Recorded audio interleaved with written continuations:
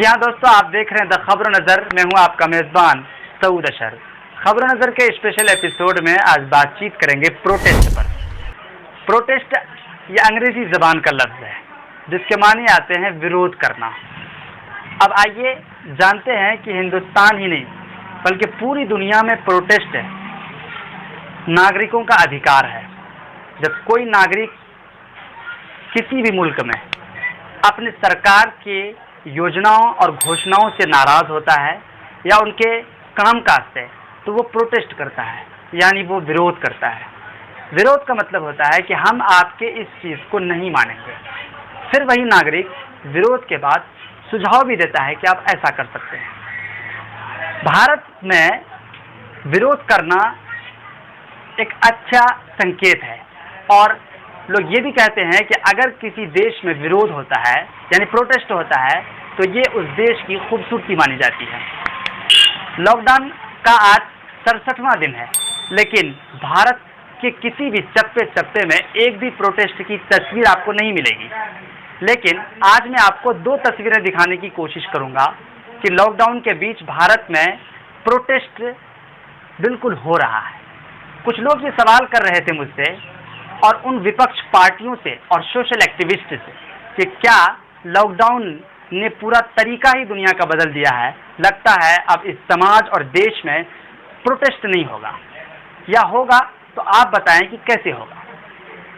Doctor Arfa Khanum Sherwani the Wire में doctor Kanhaiya Kumar का interview लेते हुए उनसे सवाल करते हैं कि लॉकडाउन है, सारे तरीके बदल गए हैं। डॉक्टर कन्हैया, अब विपक्ष की पार्टियां सरकार के असहमति पर आखिर कैसे प्रोटेस्ट करेंगे? तो डॉक्टर कन्हैया का मुस्कुराता हुआ जवाब था कि सरकार ने अपने कार्यकाल और कामकाज का अंदाज बदला है, तो विपक्ष की पार्टियां और सोशल एक्टिविस्ट भी प्रोटेस्ट के तरीके जो है कि ईजाद करेंगे, यानी नया नया तरीका आविष्कार करेगा। मैं आपको बता दूं कि पूरे लॉकडाउन के दिनों में भारत का कोई भी विपक्ष, न पार्टी न विपक्ष का नेता, एक भी तस्वीर नहीं आई कि प्रोटेस्ट करें। चूंकि प्रधानमंत्री ने यह संकेत दिया था कि हम सबको कोरोना वायरस से पूरे देश को एकजुट होकर लड़ना है, तभी भारत कोविड-19 के जो चैन है संक्रमितों की, उसको तोड़ पाएगा और फिर इसे जीत पाएगा। लेकिन एक तस्वीर देखिए जो मेरे साइड है, आप देखिए ये तस्वीर को, और मैं आपको दिखाने की कोशिश करूंगा कि लॉकडाउन के बीच में इस देश पर बैठे, इस देश के सिंहासन पर विराजमान नेता और पार्टियां भी प्रोटेस्ट कर रही हैं। और इस तरफ भी ये तस्वीर देखिए, महाराष्ट्र का है। ये तस्वीर है देवेंद्र फडणवीस की उस प्रोटेस्ट की तस्वीर जो लॉकडाउन के बीच में हुआ है।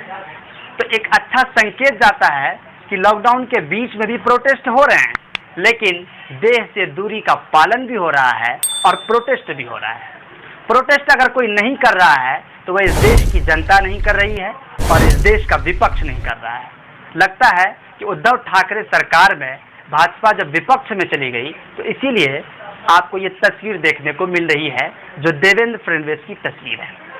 आपको ले चलते हैं बंगाल में ममता बनर्जी की तस्वीर और उनके कार्यकाल पर अगर सवाल खड़ा करना था तो भाजपा नेता और सांसद बाबुल सुप्रियो ने अपने ही घर में अपने समर्थकों के साथ ममता बनर्जी के खिलाफ भी प्रोटेस्ट किया है। ये तस्वीर आप देख सकते हैं। तो सवाल ये है कि क्या सच में भारत में प्रोटेस्ट नहीं हो रहा है या प्रोटेस्ट बंद हो गया? मेरा मानना है कि प्रोटेस्ट बंद नहीं हुआ है। भारत में जिस दिन प्रोटेस्ट बंद हो जाएगा उस दिन भारतीय लोकतंत्र की आप यूं कहिए कि मृत्यु हो जाएगी। क्योंकि लोकतंत्र की जो खूबसूरती है वो जनता का विरोध और विपक्षी पार्टियों का प्रोटेस्ट ही भारत की एक बड़ी खूबसूरती मानी जाती है। इसीलिए लॉकडाउन में ये प्रोटेस्ट जारी है। सवाल ये भी है कि क्या अब CA, NPR और जो NRC के खिलाफ जो प्रोटेस्ट हो रहे थे, क्या वो अब नहीं होगा? मैं समझता हूँ कि इन तस्वीरों को देखकर अब वो भी प्रोटेस्ट होगा। चूंकि इस देश के सत्ता पर विराजमान लोग जब प्रोटेस्ट कर सकता है तो इस देश का आम नागरिक भी, उनको अधिकार है प्रोटेस्ट करने का और वो भी कर सकता है। मैं कहता हूं उनको भी प्रोटेस्ट इस स्थिति से बिल्कुल भी करना चाहिए।